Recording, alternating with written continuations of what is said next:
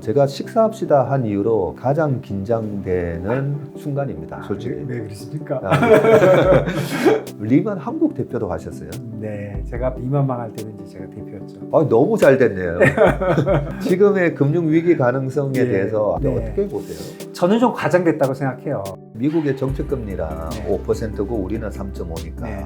한국 채권 빨아가지고 미국으로 가는 거 아니냐. 이자율 차이가 왜 중요하냐면 네.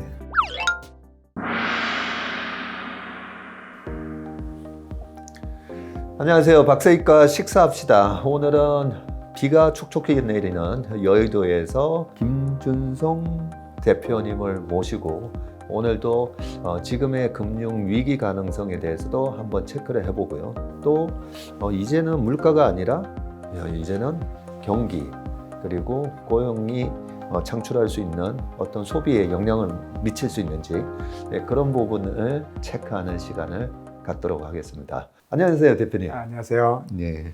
네, 감사합니다. 이렇게 초대해 주시고. 저는 대표님 나오신다고 해서 예, 제가 식사합시다 한 이후로 네. 가장 긴장되는 순간입니다. 솔직히. 왜 그러십니까? 저는 처음에 대표님이 우리 연합인포맥스 채널에서 예. 진행하실 때 저분은 거의 이 방송계에서 한 30년 계신 그런 베테랑 아닙니다. 언론 분이신 줄 알았었거든요. 예.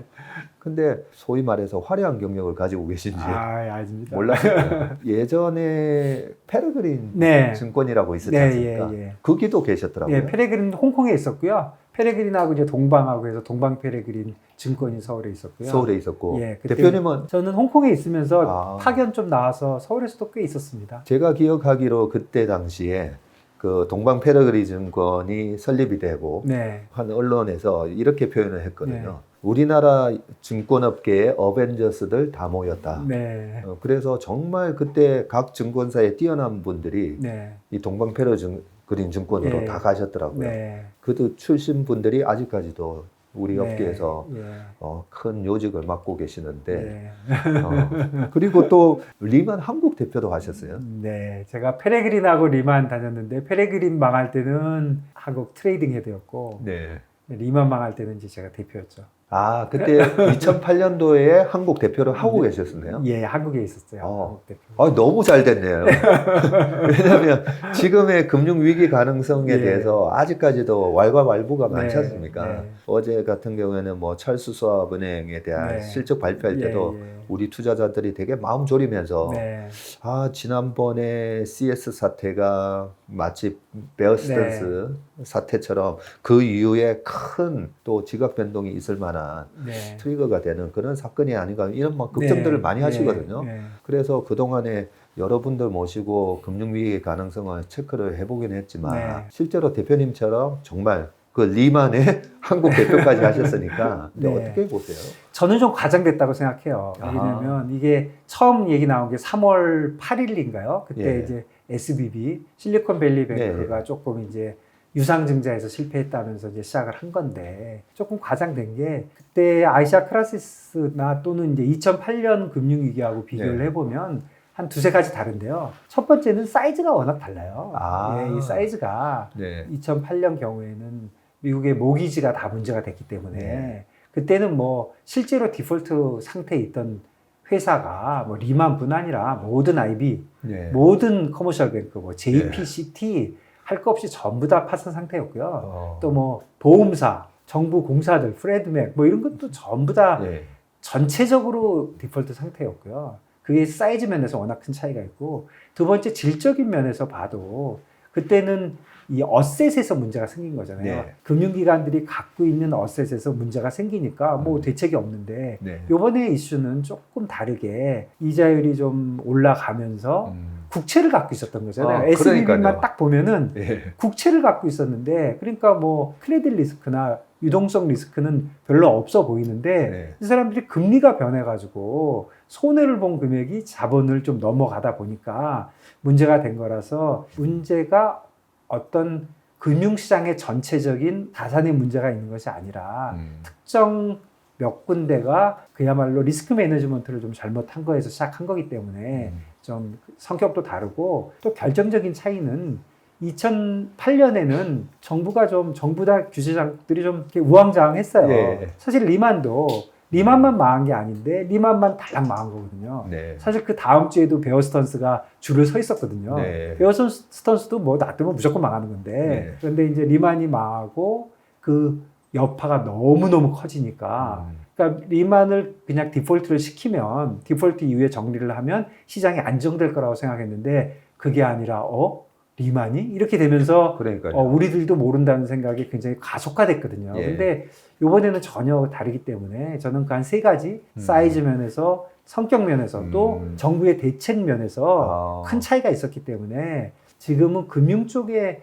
위기가 올 것 같지는 저는 좀 아닌 것 같아요. 말씀하신 대로 그 세 가지의 큰 차이가 있는 거다, 그죠? 네. 제일 중요한 게 방금 말씀하셨던 그 어셋, 그 자산이 네. 그때 당시에는 MBS에 대한 소위 말하는 그 돈을 갚아야 되는 사람이 서프라임 등급에 네. 있는 돈을 지불할 수 없는 사람들한테 그렇죠. 대출을 하면서 네. 그 대출 자산 자체가 엄청 네. 부실했는데 네. 이번에는 정말 억울해요. 네. 미국 국채에다가 투자를 했는데 네. 금리가 올라가면서 망해버렸어요. 예금이 한꺼번에 너무 많이 들어오니까 네. 그걸 어디다 대출해 준 것도 아니고 그렇네요. 국채를 샀는데 제가 뭐 꼭 그 SBB를 뭐 두둔하는 건 아닌데 네. 제가 이제 딜링룸에서 그런 어셋 라이빌리티 매니지를 하는 경우가 있는데 네. 그 친구 입장은 이걸 거예요. 왜냐면 우리가 예금을 받잖아요. 그럼 네. 예금은 이제 하루짜리 뭐 한 달짜리 이렇게 받아요. 네. 그럼 만기가 있잖아요. 근데 지금 가장 그 친구들을 뭐라 그러는 게 얘네들 한 달짜리 예금을 받아놓고서 하루짜리 예금을 받아놓고 10년짜리 국채를 사면 어떡해 네. 하는 문제지만 사실 또 이런 것도 있어요. 예금을 받으면 지금 은행에다 예금하시면 하루짜리 예금도 많이 하잖아요. 네. 근데 은행에서는 어떻게 하냐면 하루짜리 예금도 매일 찾아가는 게 아니잖아요. 그렇죠. 그러니까 이게 평균적으로 비헤이어별이 야. 행동적으로 이게 얼마나 있지 이런 걸 계산을 해봅니다. 네. 코어 밸런스, 뭐 나은코어 밸런스 해가지고 그러면 되게 한 상당 부분이 코어 밸런스로 나와요. 네. 뭐 50%, 60% 이렇게 나오면 네. 그거는 이건 영원히 안 찾아간다 이렇게 보는 거거든요. 네. 그러면 그거는 매체에서 좀 긴 걸 사요. 아. 근데 그걸 이제 오랫동안 그런 이제 데이터를 갖고 하는데 사실은 그 SBB는 순간적으로 한 2년 사이에 좀 많이 늘었기 때문에 뭐 내부적으로 어떤 실수를 했는지는 모르지만 네. 사실 은행이 특별히 뭐 잘못한 것 같지도 않고 하는데 결국에 구태여 범인을 찾자면 네. 연준이죠. 연준이 미국 페드가 금리를 너무나도 늦게 네. 좀 선행적으로 전혀 못하고 2022년 초에 뭐 인플레이션이 됐을 때 일시적이다, 뭐 문제 없다. 그러니까요. 그러다가 미루다가 놀래가지고 한꺼번에 너무 빠른 속도로 올리다 보니까 네. 적응이 안 되고 약한 고리가 터지는 건 맞아요. 그래서 사실 이번 미국의 금융 사태가 저는 금융위기하고는 거리가 아주 먼 거라고 생각하고 특히 최근에 얘기하는 커머셜하고 네. 연계하는 거는 커머셜은 물론 엄청나게 큰 사이즈예요. 미국에서. 미국에서 보면은 대출이라는 게 결국 주택 대출, 상업용 대출이 제일 큰데 부동산 대출이. 네. 근데 주택용은 사실은 대부분 다 정부 차원에서 해요. 그 개인한테 예. 모기지 형태를 정부를 통해서 이렇게 배분이 되고 큰 은행으로 가 있고 사실은 오히려 이 커머셜 쪽이 지역은행이 많이 있긴 한데 커머셜 쪽을 가만히 생각해 보세요. 펀드 하시니까 잘 아시겠지만 네. 상업용 건물을 사면 100% 빌려갖고 하는 게 아니 네. 금리를 그냥 은행에서 빌리는 게 아니라 일부는 은행에서 빌리고 그다음에 일부는 그 펀드에서 하잖아요. 네. 그다음에 이제 하기 때문에 CRE 쪽에서 문제가 생기면 펀드가 먼저 문제가 생겨요. 은행은 LTV 한 60, 70밖에 안 빌려줬기 때문에 네. 거기서 3, 40%는 우선 몇 개 펀드가 벌써 다 망해야 은행이 문제가 되거든요. 네. 그러니까 CRE가 물론 잘못될 수 있어요. 잘못될 수 있는데 그게 잘못되려면 아직도 멀은 거죠. 네. 펀드 회사 큰 거 몇 개 묻어나고 네. 난리 난 다음에 은행이 문제가 오는 거지. 그래서 좀 과장됐다는 생각을 해요. 네. 그런데 미국 쪽의 금융위기의 다른 점은 요번에 뭐 어쨌거나 지역은행들이 좀 방만하게 한 거지 않습니까? 네. 그리고 정부에서 요번에 뭐 사실 조치는 되게 잘한 것 같아요. 뭐 디스카운트 하는 그런 네. 창구를 열었다든가 그다음에 BTFP 그런 걸 네. 해서 유동성을 줬다든가 이런 면에서 굉장히 좋기 때문에 잘은 했지만 지금 정부에서는 그렇게 했기 때문에 은행한테 어느 정도는 이제 프레셔가 가겠죠. 너희들 똑바로 해. 네. 그러면 대출이 예전보다 타이트해질 수가 있겠죠. 예. 이 시장이 그걸 좀 보고 있는 것 같아요. 음. 대출이 좀 은행 쪽에서 어려워지지 않겠냐, 좀 깐깐하게 나오지 않겠냐. 네. 그렇게 되면 아무래도 경기 침체를 더 가속화시키는 게 아니냐. 그런 걱정은 분명히 있습니다. 예. 있지만 금융 위기하고는 좀 거리가 있다. 저는 그렇게 생각합니다. 네. 안 그래서 어제 그 찰스 수업 실적 발표하고 나서 재무제표를 좀 뜯어봤거든요. 네. 뜯어봤더니 그 디파짓이 좀 많이 준 걸로 네. 1년 전보다 30% 네. 준 걸로는 나오지만 MMF가 또 엄청나게 늘었더라고요. 네, 예. 찰스 수업에서 네, 네. 운영하는 MMF는 또 돈이 왕창 늘었고 거기에 하나 더 페드 론이 있더라고요. 네. 연방준비은행에서 여기에다가 45빌리언 달러 정도를 네. 돈을 딱 꽂아주면서 네. 혹시라도 뱅크런이 있더라도 네, 네. 얼마든지 돈을 찾아갈 수 네. 있게끔 조치를 다 해놨더라고요. 네, 네. 그래서 그런 부분이 보면 좀 가속화됐고, 근데 대표님 방금 말씀 중에 어떻게 보면 원죄가 페드한테 있다. 그렇죠. 라고 너무 네. 너무 일찍 올렸기 때문에, 그러니까 너무 급하게 올렸기 때문에 네.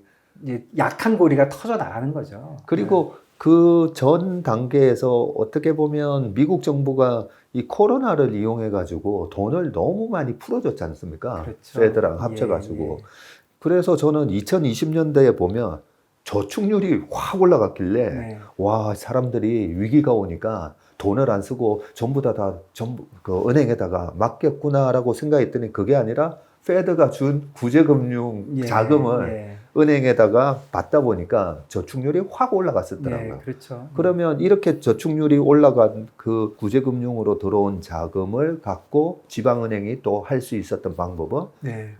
만기가 긴 미국 국채가 가장 안전하니까 안전하고 사실 그걸로 딴짓한 게 아닌데. 그렇죠. 별로 특별히 잘못된 건 없는데 네. 이제 좀 취약하다 보니까 좀 그런 게 있고 SBB나 뭐 폴스트 뱅크나 이런 데들이 네. 구체적으로 보면 이게 사실 금융위기라는 게 금융 시스템 전체에 대해서 문제가 생겨야 되는데 네.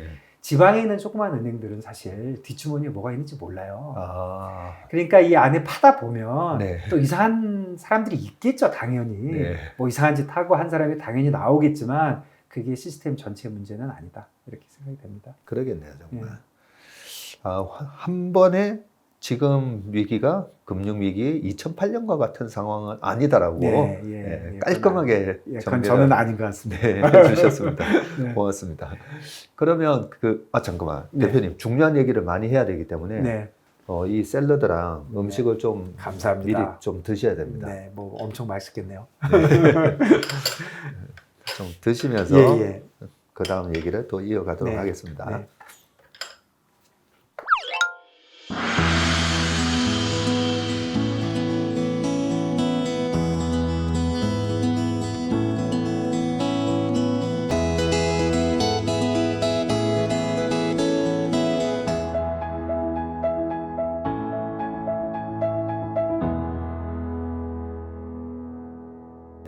최근에 미국의 정책금리가 네. 5%고 우리는 3.5니까 네. 매번 나오는 질문이 이렇게 정책금리가 차이가 나면 네. 돈이 한국 채권 팔아가지고 미국으로 가는 거 아니냐, 이 얘기가 너무 많았고, 그런데 실질적으로 미국 지금 10년물 국채금리가 3.5, 우리나라가 3.2 정도 하는데 금리 차이가 나긴 나잖아요. 네. 나긴 나는데 우리가 교과서에서도 사실 배웠잖아요. 네. 이렇게 금리 차이가 나도 나중에 환율 때문에 이게 네. 또 차익거래의 네. 기회가 없어지기도 하고 네. 그렇기 때문에 저는 환율의 방향이 중요하지 네. 지금 이자율 요만큼 차이 나는 게 중요한 건 아닙니다. 네. 그런 논리라면 미국 국채 다 팔아가지고 브라질 국채 사야 되잖아요. 네, 네. 지금 말씀해 주신 그대로 이자율 차이가 뭐 1.5%나 2% 있다 하더라도 네. 이 환율에 비하면 움직임이 작은 거죠. 네. 2%가 내가 돈을 번다는 보장은 전혀 못 해주는 거죠. 네. 그렇기 때문에 뭐 이제 옌 트레이드 같은 게 그런 거잖아요. 예. 옌 캐리 캐리 트레이드가 트레이드 얘는 뭐 거의 뭐 예를 들면 거의 0.1%에 0.0%. 빌리고 뭐 달러는 5%에 있으니까 예. 뭐 1%만 잡아도 1년 동안 환율만 가만히 있으면 4%가 그냥 남는 건데 네. 실제로 1년 동안 환율이 4% 이상 더 움직이니까 네. 완벽한 방법은 없는데 그래도 이자율 차이가 왜 중요하냐면 네. 아무래도 이자율이 높은 통화를 가지고 있고 싶어 하죠. 왜냐면 네. 환율이 가만히만 있으면 네. 그만큼 이득이 나니까. 그러니까 뭐 당장 달러 원만 해도 뭐 한 달짜리 수압이 2원에서 3원 있으니까 지금 1,300원에 사가지고 있는 사람들은 가만히만 있어도 3원은 그냥 버는 거죠. 네. 그냥 저절로 내려가니까 한 달짜리를 사면은. 그러니까 물론 그런 유혹이라 그럴까? 아무래도 그쪽이 좀 나은 거죠. 그래서 그쪽으로 자금이 움직이는 건 맞습니다. 그리고 아주 장기적으로 보면 지금 말씀하신 대로 이론적으로는 그 퍼처싱 파워 페리티 기억나십니까? 그렇죠. 반대로 가는 게 많은 거죠. 네. 이자율이 높은 커런시가 결국 평가 절하되는 거죠. 예. 그거는 교과서에다 나온 말이고 그러니까요. 그것까지 언제 보고 있겠습니까? 당장 이자율 높은 커런시를 하면 당장 뭐 하루에 1%라도 남으니까. 네. 그러니까 중요한 거는 지금 미국 금리하고 한국 금리도 금리 차가 중요한 게 아니라 앞으로의 이제 방향이 중요하지 않습니까? 네. 그래서 뭐 1.75 이상은 죽어도 안 돼. 세상에 죽어도 안 되는 게 네. 어디 있어요? 그런 네. 건 없는 거고 지금보다 이제 더 벌어지느냐, 더 줄어드느냐 그게 네. 이제 항상 관건인 것이고 뭐 지금도 예전에는 뭐 한미 금리 차가 뭐 1% 이상 벌어지면 큰일 날 거처럼 생각하지만 예. 실제로 지금 뭐 3.5와 5니까 1.5지 않습니까? 네. 다음 달 되면 1.75 될 가능성이 굉장히 많죠. 네. 그리고 실질 금리는 벌써 2%에서 2.5%까지 벌어져 있잖아요. 네. 그러니까 그 정도에서도 다 버티고 있기 때문에 금리의 절대 레벨이 중요한 게 아니라 지금부터 어떻게 변할 거냐는 그 방향이 중요하다 그렇게 말씀드릴 수 있을 것 네. 같습니다. 우리 투자자분들이 우리나라 개인 투자가분들이 정말 공부를 열심히 네. 하잖아요. 네. 그런데 작년 연말 제가 보니까 10월 11일 날에 JP 모간의 제이미 다이먼 회장님이 그 S&P 500이 바닥을 칠 때 네. 지금부터 한 20%는 더 빠질 수도 있다. 네. 뭐 이런 얘기하고 그리고 모건 스탠리의 CIO 하는 마이클 윌슨 이런 분들도 좀 되게 베어리시하게 네. 보잖아요. 근데 그분들이 일부러 그렇게 얘기는 하지는 않으실 거라고요. 그러면 많은 분들이 그런 분들이 얘기를 듣고 아 여기서 더 빠지는가 보다 라고 생각해서 밑에서 주식을 팔거나 그런 경우도 많거든요. 네. 저는 그 부분은 이렇게 생각해요. 예. 마이클 윌슨이나 뭐 제이미 다이먼이나 뭐 훌륭한 사람들이고 그 사람들이 시장에 영향을 엄청나게 미쳐요. 네. 그러니까 그 얘기가 벌써 시장에 반영돼 있어요. 아. 네.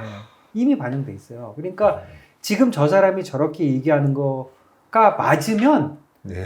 시장 가만히 있는 거예요. 그렇네요. 예, 가만히 있는 거예요. 지금 저 사람이 빠진다는 것보다 더 빠지는 얘기가 나와야 빠지는 거군요. 그러니까 네. 마이클 윌슨이 고장난 시계처럼 계속 얘기하면 아, 저 정도로 얘기하는 거야? 그래, 오케이.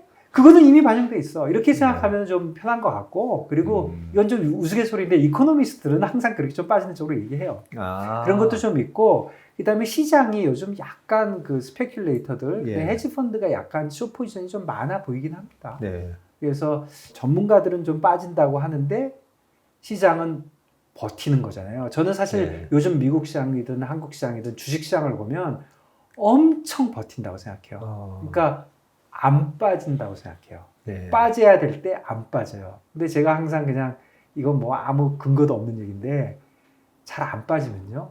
몰라요. 그래서 최근에 그 베어리시한 코멘트가 굉장히 많이 나오는 것 자체도 이미 시장에 반영되어 있는 거니까 그렇게 빠진다 하면 오늘 빠졌겠죠. 왜 꼭 3개월 있다 빠져야 됩니까? 그렇네요. 왜 오늘 빠지면 되지? 그러니까 그것까지 감안된 소리다 이렇게 생각하고 다음에 마이클 윌슨이 저번에 얘기했던 것보다 더 빠지게 얘기하는지 네. 더 위로 얘기할 건지 그런 걸 판단해 보면 되고 그 사람 말이 진짜 맞다면 저는 이렇게 판단할 것 같아요. 마이클 윌슨이 다음에는 더 빠진다고 얘기할 것 같아. 제가 좀 돌아설 것 같아. 야, 더 빠진다고 얘기할 게 더 있어? 이미 뭐 2천까지 빠진다 그랬는데 네. 그리고 걔가 뭐 틀린 적이 한두 번이야? 뭐 이렇게 생각할 수도 있고 아니면 걔가 빠진다 그랬는데 계속 빠졌어. 이렇게 판단할 수도 있고 그러니까 지금 마이클 윌슨이 얘기하는 말까지가 딱 시장이다. 아. 이렇게 보는 게 야. 맞는 게 아닌가. 그렇네요. 그리고 그래서 저는 남의 말 되게 안 듣습니다. 아. 그러니까 아, 네. 저기까지다. 저렇게 얘기하는 사람이 있구나. 그러니까 시장이 못 올라가고 있는 거고요. 최근에는 조금 저는 약간 긍정적으로 좀 봅니다. 왜 네. 그러냐면 시장이 너무 나쁜 얘기를 많이 하잖아요. 연준도 많이 하고 이코노미스트들도 많이 얘기하고 그리고 시장은 잘 안 빠지고 이런 상황이 딱이거든요. 그거거든요. 시장은 펀더멘털리 빠진다고 얘기하고 뭐 EPS가 어쩌다 어쩌고 또 EPS 실제로 나쁠 거예요. 예. 그런 상황인데 잘 안 빠지잖아요. 이런 경우에 결국 바보들 시장들이 모여가지고 뚝 떨어지는 경우가 있고 예. 올라서는 경우가 있는데 글쎄요. 이런 경우에 되게 오르지 않았나 싶어요. 왜냐하면 시장이 빠질 거면 이미 빠졌거든요. 그러니까 그러네요. 빠지기 너무 싫은 거고 사실은 크게 보면 작년에 너무 많이 빠졌어요. 예. 세상에 오르는 이유 중에 가장 큰 거는 저는 아직도 진짜 바보 같은 소리인데요. 많이 빠진 게 올라요. 네. 작년에 많이 빠졌기 때문에 지금은 잘 안 빠진다 그렇게 봐집니다. 우리 시장이 작년에 25% 빠졌었더라고요. 네. 그리고 나스닥이 작년에 뭐 33% 네. 이렇게 빠졌는데 나스닥이 33% 빠진 거는 진짜 많이 빠진 거 많이 아닙니까? 빠진 거죠. 네. 많이 빠진 거죠. 코로나 때도 S&P 500이 한 35% 빠졌었으니까 네. 33%, 필라델피아 반도체 지수가 한 40%. 네. 그러면 저도 생각할 때 너무 네. 많이 빠진 거 아닌가 예. 뭐 이런 생각을 했고요. 네. 대표님 말씀 듣다 보니까 우리 시청자분들이 저는 이렇게 생각을 네. 하시면 좋을 네. 것 같아요. 네. 우리가 투자하는 투자 상품에 대해서도 잘 알아야 되는데 네. 잘 모르기 때문에 그 상품에 대해서 얘기하는 전문가 얘기를 듣잖아요. 네. 저는 그 전문가에 대해서도 좀 파악을 하는 게 좋을 것 같아요. 네. 그렇죠. 누군가를 내가 의존해서 그걸 내 투자의 판단의 근거로 삼는다면 네. 그분이 과거에 지금까지 어떤 얘기를 했는지를 네. 보고 어떤 경우는 그런 것도 있잖아요. 네. 저 사람 반대로만 하면 된다. 뭐 이런 것도 있는데 네. 네, 그래서 전문가를 의존하기 위해서는 방금 이제 제이미 다이먼이나 마이클 윌슨이나 말고도 뭐 탐리나 켄 피셔나 네. 좋은 사람들 많은데 그런 분들이 어떤 성향을 갖고 말씀의 퀄리티가 네. 어떠는지를 좀 파악하는 것도 중요할 것 뭐 같아요. 훌륭하신 분들이지만 이런 것도 있을 수 있어요. 자기 속마음은 다를 수도 있어요. 아, 연준 의원들은 그렇네요. 뭐 앞으로 금리 올릴 생각이 전혀 없는데 금리를 안 올린다고 얘기하면 기대 인플레이션이 올라가서 자기 일을 못할 것 같다 이런 생각을 할 수도 있고 예전에 일시적인 인플레이션이라고 한번 혼났는데 이번에도 또 터지면 안 된다 이런 생각할 수도 있고 네. 또 제이미 다이먼은 은행의 CEO잖아요. 그러니까. 은행의 CEO가 은행에 맞는 소리를 해야지 은행의 CEO가 얘기하는데 그럼 다 써줍니다. 당연히 그러지 않겠습니까? 네. 아, 대표님이 이렇게 얘기하시면 안 됩니다. 그러면 그거 다 지우고 했으니까 본인의 포지션에 맞는 얘기를 좀 했을 수도 있다. 그다음에 이코노미스트들은 항상 오른다고 얘기하는 것보다 내린다고 얘기하는 게 멋지잖아요. 네. 그러니까 뭐든지 공격과 수비가 있는데 네. 공격하고 싶으세요? 축구 좋아하신다 했잖아요. 네. 공격이 수비보다 낫잖아요. 네. 그러면 주식이 오른다고 얘기하는 게 공격입니까? 내린다고 얘기하는 게 공격입니까? 그렇네요. 대부분 사람들이 주식을 갖고 있기 때문에 네. 내린다고 얘기하는 게 생각을 해보세요. 이거는 진짜 간단한 얘기인데 네. 제가 오를 것 같기도 하고 내릴 것도 같아요. 네. 저는 항상 생각이 없어요. 근데 제가 방송을 하는데 여쭤보시는 거예요. 야, 오를 것 같아, 내릴 것 같아. 근데 제가 내린다고 얘기했어요. 근데 올랐어요. 그럼 방송 본사에 뭐라 그러겠어요? 아유, 내가 김준성 제 맞히는 꼴을 못 봤어요. 그렇지만 돈을 벌었기 때문에 그냥 귀여운 거예요. 그렇네요. 그런데 내가 오른다고 얘기했는데 빠져봐요? 예. 돈 터졌죠? 예. 마음에 안 들죠? 뭐 예를 들면. 그래서 코멘트 많이 하시는 분들 내용을 조금 유명하신 분들은 조금 덜 디스카운트 해야 되고 그 다음에 저도 유튜브를 하고 방송도 하고 많이 하고 이것도 유튜브지만 유튜브 하시는 사람들 말 그거 디스카운트 하셔야 됩니다. 네. 그거 다 믿으시면 큰일 나세요. 네. 세상에 믿을 인간 자기밖에 없고 네. 깨평도 없고 깨평도 아무것도 없고. 없는 거예요. 그러니까 남의 말 너무 믿는 거는 저는 뭐 좋은 생각이 아니다. 최근에 쓰신 책에 투자의 기술이라는 네. 책 맞습니까? 네, 제가 이거 하나 가져왔습니다. 가져오셨어요? 감사합니다. 예. 트레이딩 스킬. 예. 그래서 저는 너무나 트레이딩 스킬에 대한 공부 없이 이 시장에 들어와서 투자를 하면서 피터 린치나 워런 버핏과 같은 생각을 가지고 들어왔는데 실제로는 다 트레이딩을 많이 하고 계시거든요. 네. 그러면 제대로 트레이딩 스킬을 저는 알고 하셔야 된다는 생각인데 네. 제가 얘기하는 것 중에 하나가 올라가는 주식을 밑에다가 걸어놓으면 안 사지잖아요. 네. 그리고 팔아야 될 때도 보면 위에다가 걸어놓고 올라오면 팔아야지 하면 안 팔리잖아요. 그런 간단한 예부터 시작해서 그 많은 트레이딩 스킬 그 부분을 너무 모르고 이 판에 들어오다 보니까 그런 트레이딩 스킬 없이 UFC에 뛰어든 것 같은 느낌이 들어서 너무 예. 안타까웠거든요. 예. 그러면 조금 이 식사하시고 네. 2부에서는 네. 이 트레이딩 스킬, 우리 투자자들이 정말 알아야 되는 이런 트레이딩 스킬을 지금 시장 상황에 맞게 좀 얘기를 한번 이어가도록 하겠습니다. 예. 우리 같은 제도권이 있는 트레이더들만 하더라도 옆에 리스크 매니지먼트가 네. 있고 통제를 해주잖아요. 네. 개인 투자자분들은 본인이 CIO고 본인이 리스크 매니저도 혼자 다 해야 하는 되고 거죠. 정말 혼자 다 해야 되다 보니까 쉽지 않은데 그래서 저는 원칙이 중요한 것 같아요. 네. 나만의 트레이딩 원칙. 네, 맞습니다. 그래서 저는 어떤 생각을 갖고 있냐면 네. 사실 우리 개인 투자가분들은 트레이더가 돼야 되는 거잖아요. 네. 1년 내내 주식을 풀로 들고 가면서 막 포트폴리오를 변화시키는 게 되게 어려운 뭐 거기도 그렇기도 한데. 하고 남들 10% 터졌는데 나는 5% 터졌다고 좋아할 건 없잖아요. 안 했으면 하나도 안 터지는 건데 되게 비슷하게 갖고 있는 오랫동안의 노하우는 2019년도에도 반도체가 안 좋음에도 불구하고 네. 삼성전자를 외국인들이 되게 많이 샀었거든요. 네. 최근에도 외국인들이 또 되게 많이 사더라고요. 네. 금융투자로 돈 벌기 쉽지 않으시죠? 그런데 불가능한 것도 아니죠. 글로벌 IB 트레이더의 눈으로 본 더 넓은 금융의 세계, 그들의 투자의 기술 정말 궁금하지 않으십니까? 여러분들을 응원합니다.